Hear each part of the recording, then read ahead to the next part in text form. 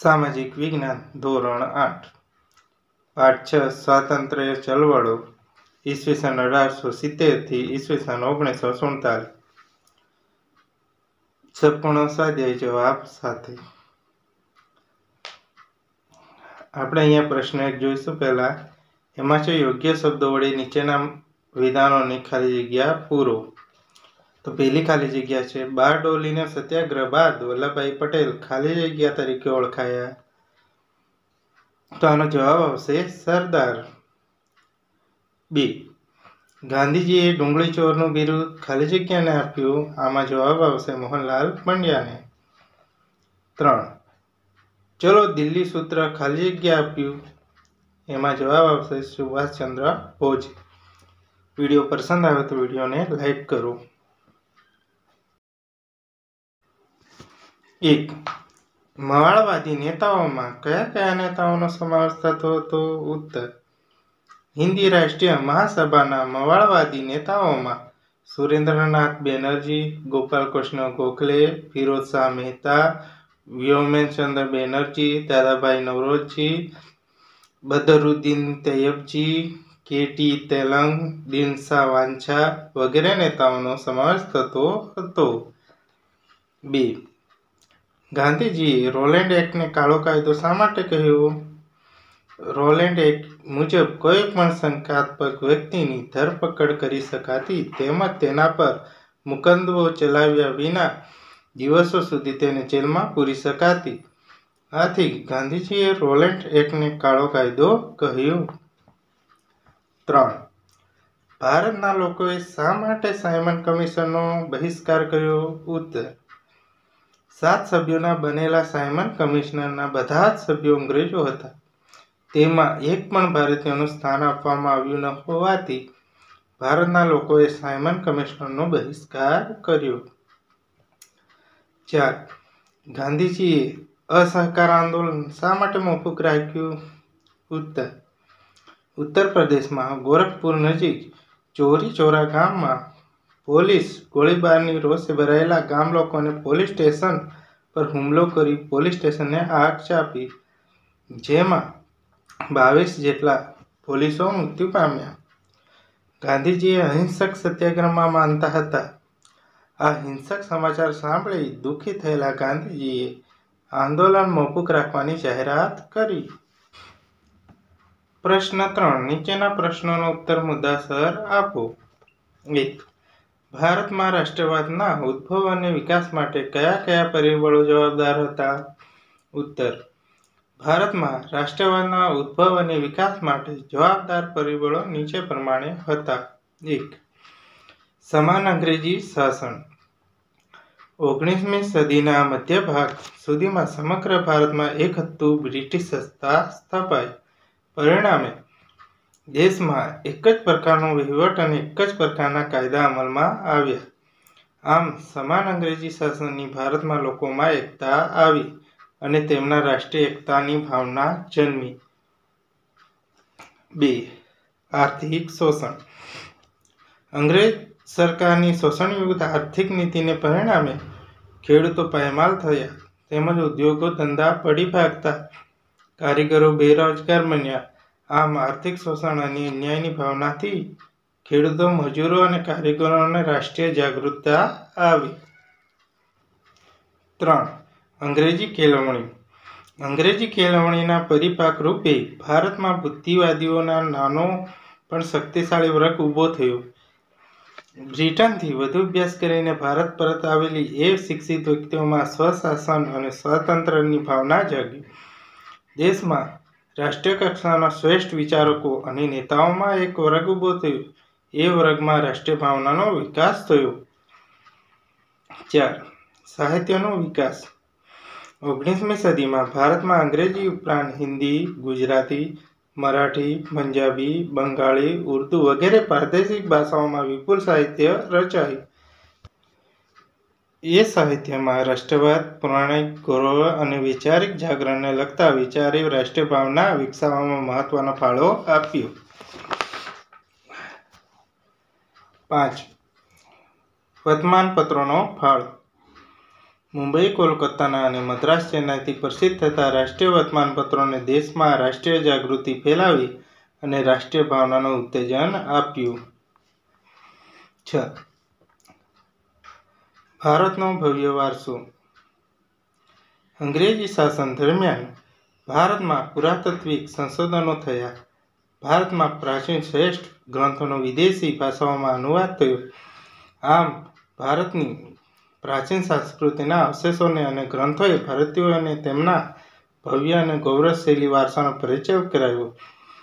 આટલો ભવ્ય ભૂતકાળ ધરાવતી પ્રજા ગુલામ કઈ રીતે થઈ શકે તે પ્રશ્ને લોકોમાં રાષ્ટ્રીય ચેતનાને જાગૃત કરી. 7. વાહન વ્યવહાર અને સંદેશા વ્યવહારના સાધનો. 19મી સદીના ઉત્તરાર્ધમાં ભારતમાં રેલવે, તાર, ટપાલ વગેરે ઝડપી વાહનો અને સાધનોના કારણે અનેક પ્રદેશના લોકો બીજા પ્રદેશના લોકો સાથે સંપર્કમાં આવ્યા. પરિણામે લોકોના રાષ્ટ્રીય એકતાના વિચારને સમર્થન મળ્યું. 8. રાષ્ટ્રીય એકતાને ઉત્તેજન આપનાર કેટલાક પ્રસંગો. 1. ભારતની સનદી નોકરીઓમાં ભારતીયો સાથે કરવામાં આવતો અન્યાય. 2. ગવર્નર જનરલ લોર્ડ લિટનનો પ્રેસ સ્વાતંત્ર્ય પર કાબ મૂકતો વર્નાક્યુલર પ્રેસ એક્ટ. 3. હથિયારબંધી ધારો. અને 4. ગવર્નર જનરલ લોર્ડ રિપની રજૂ કરેલ ઇલ્બર્ટ બિલ. આ બિલથી જોગવાઈ મુજબ ભારતીય ન્યાયાધીશ અંગ્રેજ વ્યક્તિનો કેસ ચલાવી શકે. અંગ્રેજોએ એ બિલનો ભારે વિરોધ કર્યો. પરિણામે અંગ્રેજ સરકારે ઇલ્બર્ટ બિલ પાછું ખેંચી લીધું. 2. ભારતમાં થયેલ ક્રાંતિકારી પ્રવૃત્તિઓનો ટૂંકમાં પરિચય આપો. ઉત્તર. 1. મહારાષ્ટ્રના વાસુદેવ બળવંતરાય ફડકે ભારતમાં ક્રાંતિકારી પ્રવૃત્તિઓના પ્રથમ પ્રણેતા હતા. તેમણે પછાત જાતિઓને સંગઠિત કરી લડાયક તાલીમ આપી હતી. 2. મુખ્ય ફ્લેગ કમિશનરની હત્યા કરવાના આરોપમાં દામોદર ચાફેકર અને બાલકૃષ્ણ ચાફેકર નામના 2 ભાઈઓને પકડવામાં આવ્યા અને તેમને ફાંસીની સજા કરવામાં આવી. ઈસવીસન 1900માં વિનાયક દામોદર સાવરકરે મિત્ર મેલા નામની ક્રાંતિકારી સંસ્થા સ્થાપી હતી, જે પછીથી અભિનવ ભારતના નામે જાણીતી બની. 1857ના પ્રથમ સ્વાતંત્ર્ય સંગ્રામ નામનું તેમનું પુસ્તક પ્રકાશિત થાય એ પહેલા પ્રતિબંધિત થનારું વિશ્વનું પહેલું પુસ્તક હતું. તેમણે લંડનમાં ક્રાંતિકારી પ્રવૃત્તિ ચલાવી. એ સમયે અંગ્રેજ સરકારને તેની ધરપકડ કરી. જન્મટીપની સજા હેઠળ તેમને અંદામાનની જેલમાં મોકલ્યા. અહીં તેમણે તબિયત બગડતા ભારતમાં નજરકેદ હેઠળ રખાયા. વિડીયો પસંદ આવતો હોય તો વિડીયોને લાઇક કરો અને ચેનલને સબસ્ક્રાઈબ કરો. ચાલો જલ્દીથી બધા વિડીયોને લાઇક કરી દો.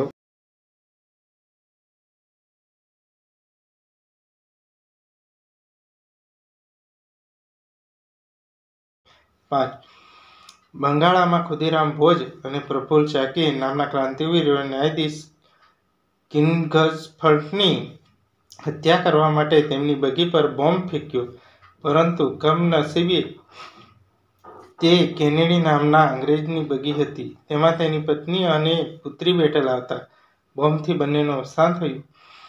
પોલીસ પકડે તે પહેલાં પ્રફુલ્લ ચાકીએ પોતાને ગોળીઓ મારી બલિદાન આપ્યું. ખુદીરામ ભોજની ધરપકડ કરી તેને ફાંસી આપવામાં આવી. 6. અશફાક ઉલ્લા ખાં અને રામપ્રસાદ બિસ્મિલે હિન્દુ મુસ્લિમ એકતાનું ઉદાહરણ પૂરું પાડ્યું. તેમણે કાકોરી ટ્રેનમાં અંગ્રેજ તિજોરી લૂંટી હતી. આ લૂંટની યોજનામાં અશફાક ઉલ્લા ખાં, રામપ્રસાદ બિસ્મિલ, રોશનસિંહ અને રાજેન્દ્ર પ્રસાદ પકડાઈ જતા તેમને ફાંસી આપવામાં આવી. 7. દુર્ગાબાબીએ મહિલાઓને ક્રાંતિકારી પ્રવૃત્તિઓમાં સક્રિય બનાવી હતી. પોસ્ટરો ચોંટાડવા, પત્રિકાઓ વેચવી, નાણાં એકઠા કરવા, બંદૂકો ચલાવવી વગેરે ક્રાંતિકારી પ્રવૃત્તિઓ તેઓ કરતા હતા. 8. ચંદ્રશેખર આઝાદ બાળપણથી જ ક્રાંતિકારી પ્રવૃત્તિઓમાં સક્રિય બન્યા હતા. કાકોરી લૂંટની યોજનામાં તેમણે ભાગ લીધો હતો. પોલીસે તેમને શોધતી હતી. તેમણે પ્રતિજ્ઞા લીધી હતી કે હું જીવતે જીવ અંગ્રેજ સરકારના હાથમાં પકડાઈશ નહીં. ઈસવીસન 1931માં અલ્હાબાદના અલ્ફેક બાગમાં અંગ્રેજ પોલીસ સાથેના સંઘર્ષમાં ચંદ્રશેખરે પોતાના જ પિસ્તોલથી શહીદ વહોરી લીધી. 3. દાંડીકૂચ વિશે ટૂંક નોંધ લખો. ઉત્તર. ઈસવીસન 1930માં ગાંધીજીએ જાહેર કર્યું હતું કે મીઠાના અન્યાયી કાયદાનો ભંગ કરવા યાત્રા કાઢશે. અંગ્રેજ સરકારે મીઠા પર નાખેલો કર સૌથી વધુ અન્યાયી હતો. એ સમયે મીઠાનું ઉત્પાદન અને વેચાણ પર અંગ્રેજ સરકારનો એકાધિકાર હતો. ગાંધીજી અને અન્ય રાષ્ટ્રીય નેતાઓ માનતા હતા કે મીઠા પર વેરો નાખવો પાપ છે, કારણ કે મીઠું ભોજનની પાયાની જરૂરિયાત છે. ગાંધીજીએ અમદાવાદમાં સાબરમતી આશ્રમમાંથી 12 માર્ચ 1930ના રોજ પોતાના 78 સત્યાગ્રહીઓ સાથે નવસારી જિલ્લામાં દાંડી બંદરના દરિયા કિનારા સુધી 370 કિલોમીટરની પદયાત્રા યોજી. તેમની એ ઐતિહાસિક યાત્રા દાંડીકૂચના નામે પ્રસિદ્ધ છે.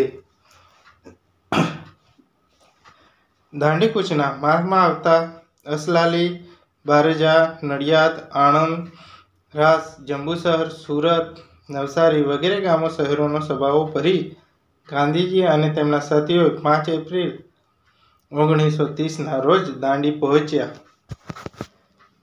6 એપ્રિલ 1930ના રોજ સવારે ગાંધીજીએ દાંડીના દરિયા કિનારે અગરમાંથી મુઠ્ઠી મીઠું લઈ મીઠાના કાયદાનો ભંગ કર્યો.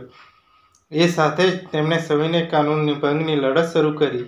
એ લડતમાં સ્વદેશી વિદેશી કાપડનો બહિષ્કાર, મહેસૂલ સહિતના કરવેરાઓ ન ભરવા, દારૂબંધી, દારૂના પીઠા પર પિકેટિંગ, અસ્પૃશ્યતા નિવારણ, હિન્દુ મુસ્લિમ એકતા વગેરે રચનાત્મક કાર્યક્રમો રાખવામાં આવ્યા હતા.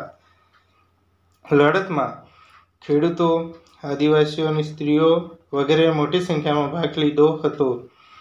સરહદ પ્રાંતના વિસ્તારમાં સરહદના ગાંધીના નામે જાણીતા બનેલા ખાન અબ્દુલ ગફાર ખાનના નેતૃત્વ નીચે નાહકરની અહિંસક લડત લડવામાં આવી હતી.